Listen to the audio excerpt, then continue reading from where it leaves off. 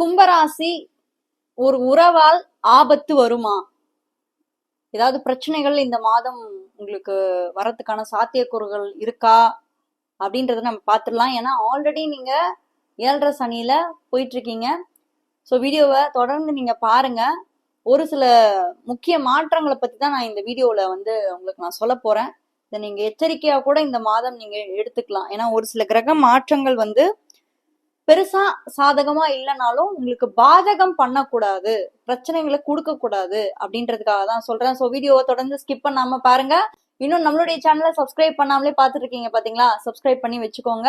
மேலோடைய WhatsApp நம்பருக்கு உங்களுக்கு consultations வேணும்னா புக் பண்ணிக்கோங்க. மறக்காம கமெண்ட் செக்ஷன்ல நீங்க என்ன ராசியில பிறந்தேன், என்ன நட்சத்திரத்துல பிறந்தேன் அப்படின்றதையும் சொல்லுங்க. எத்தனை கும்பராசிக்காரங்க இந்த வீடியோஸை பாக்குறீங்க, யாரெல்லாம் இந்த மாதிரி ப்ராப்ளம்ஸை ஃபேஸ் பண்ணிட்டு இதுக்கு முன்னாடி இருந்தீங்க, இந்த மாதத்துல அதுக்கான வரதுக்கான சாத்தியக்கூறுகள் இருக்கு. ஸோ நீங்க கம்மிங் டேஸ்ல இதை பத்தி எனக்கு அப்டேட் பண்ணுங்க. உங்க லைஃப்ல எந்த மாதிரி மாற்றங்கள் வந்துச்சு அப்படின்றதையும் மறக்காம எனக்கு சொல்லுங்க. அண்ட் நான் உங்களோட ஃபேவரட் வேதிக் அஸ்ட்ராலஜர் டாரோ கார்ட் ரீடர். இது உங்களுடைய வீனஸ் ஆஸ்ட்ரோ. கும்பராசி. கும்பராசிக்கு இந்த டிசம்பர் மாத ராசி பலன் எப்படி இருக்கு அப்படின்றத நம்ம பாத்திரலாம். அது மட்டும் இல்லாம இந்த டிசம்பர் மாதம் உங்களுக்கு கோச்சார ரீதியா கிரகங்கள் எந்தெந்த மாதிரி அமைப்புல இருக்கு அதையும் நீங்க தெரிஞ்சுக்கோங்க. இதான், ஏன்னா இதை தெரிஞ்சுக்கிட்டா மட்டும்தான் இந்த மாதம் நம்மளுக்கு எப்படி இருக்கு, நம்மளுடைய இந்த மாதத்தை எப்படி நம்ம கடக்க போறோம் அப்படின்றத ஒரு ஐடியா உங்களுக்கு கிடைக்கும். சோ இப்போ கும்பராசியை பொறுத்த வரைக்கும் நீங்க பாத்தீங்கன்னா உங்களுடைய ராசி மேல ராகு பகவான் இருக்கிறாருங்க. அதாவது ராகு பகவான் அப்படின்றது நிழல் கிரகம். கும்பராசியோடைய ஓனர் சனி பகவான். ஆனா இந்த ராசிக்கு இன்னொரு ரூலர் இருக்காரு, இன்னொரு ஓனர்.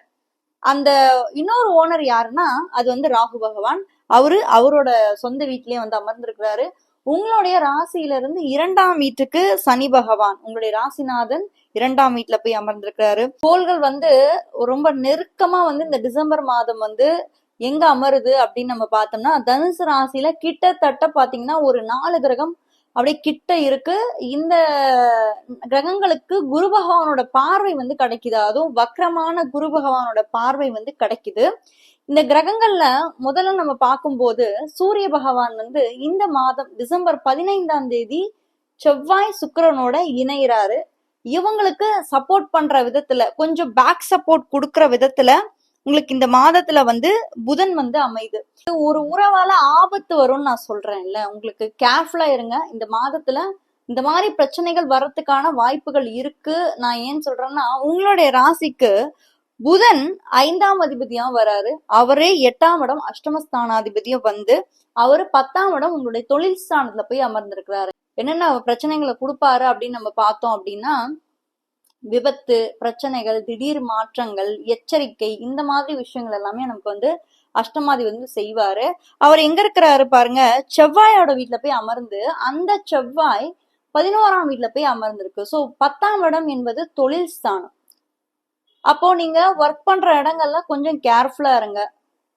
உங்க மேல சில பேருக்கு பொறாமை ஏற்படலாம். நீங்க நிறைய நல்ல விஷயம் பண்ணுவீங்க. உங்க லைஃப்ல, உங்களுடைய லைஃபா இருக்கட்டும், உங்களோட ஒர்க்கா இருக்கட்டும், 2 விஷயத்துலயுமே ரொம்ப போக்கஸ்டா இருப்பீங்க. சில பேருக்கு அது பிடிக்காம போலாம். அந்த இடத்துல அவங்களால உங்களுக்கு பிரச்சனை வர்றது கூட வாய்ப்புகள் இருக்கு. இந்த மாதத்துல நீங்க பழகுறவங்க கிட்ட கொஞ்சம் கேர்ஃபுல்லா பழகுங்க. ஏன்னா வெளுத்ததெல்லாம் பால் அப்படின்னு நினைக்காதீங்க. எல்லாருக்குமே உங்களை மாதிரி நல்ல மனசும் இருக்காது. சில பேர் காலையும் வாரி விடுறதுக்கு செய்வாங்க. சோ இந்த மாதத்துல அஷ்டமாதிபதி உங்களுடைய 10ஆம் இடத்தோட கனெக்ட் பண்றதுனால நீங்க ஒர்க் லைஃப்ல கேர்ஃபுல்லா இருங்க. அப்பதான் உங்களுக்கு தேவையில்லாத பிரச்சனைகள் உங்களுக்கு இந்த மாதத்துல நீங்க தவிர்க்கலாம். அண்ட் உங்களுடைய ராசியில இருந்து 11ஆம் இடம் லாபஸ்தானத்துல செவ்வாய், சூரியன், சுக்கிரன் 3 கிரகங்கள் அமர்ந்திருக்குங்க. இதுதாங்க ஹைலைட்.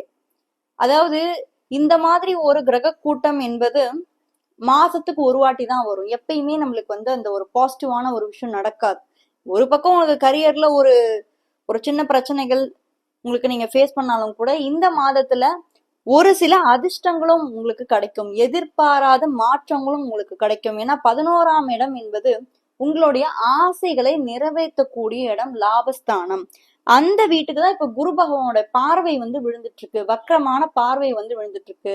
யாருக்காவது குழந்தை இப்ப பிறக்காம இருந்துக்கலாம். பல வருஷமா நீங்க ட்ரை பண்ணிட்டு இருப்பீங்க. ட்ரை பண்ணுங்க, குழந்தை பிறக்கும். ஏன்னா 5ஆம் இடம் என்பது உங்களுடைய பூர்வ புண்ணிய புத்திரஸ்தானம். அந்த இடத்துக்கு தான் இப்ப குரு பகவான் வந்திருக்கிறாரு. ஸோ மேரேஜ் ஆனவங்களுக்கு, குழந்தைக்காக வெயிட் பண்றவங்களுக்கு, கன்சீவ் ஆகணும்னு நினைக்கிறவங்களுக்கு இது ஒரு எக்ஸலண்டான ஒரு பீரியட். நெக்ஸ்ட் ஒரு 4 months. ஸோ நீங்க நிச்சயம் வந்து உங்களுக்கு பாசிட்டிவான ரிசல்ட்ஸை வந்து கொடுப்பாங்க. ஆல்ரெடி வந்து சுக்கிரன் உங்களுக்கு 11ஆம் இடம் லாபஸ்தானத்துல போய் உட்கார்ந்துருக்காரு. ஆசைகளை நிறைவேறக்கூடிய ஒரு இடத்துல போய் அமர்ந்திருக்கிறாரு. ஸோ உங்களோட ஆசைகள் எல்லாமே வந்து நெக்ஸ்ட் ஒரு 4 to 5 months வந்து நல்லா இருக்கு. எஸ்பெஷலி இந்த டிசம்பர் மாதத்துல இந்த ஒரு 11 மாசமா இல்லாத ஒரு நிறைய நல்ல விஷயங்கள் உங்களுக்கு இந்த மாதம் வந்து புத்தாண்டுடைய முடிவுல உங்களுக்கு நடக்கிறதுக்கான அதீதமான வாய்ப்பு இருக்கு.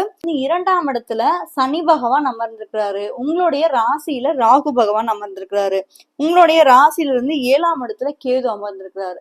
இப்ப பாருங்க, இந்த ராசியில ஒரு கிரகம் இருக்கு ராகு பகவான், அதுக்கு அப்படியே சமசப்தமா கேது பகவான் அமர்ந்திருக்கு.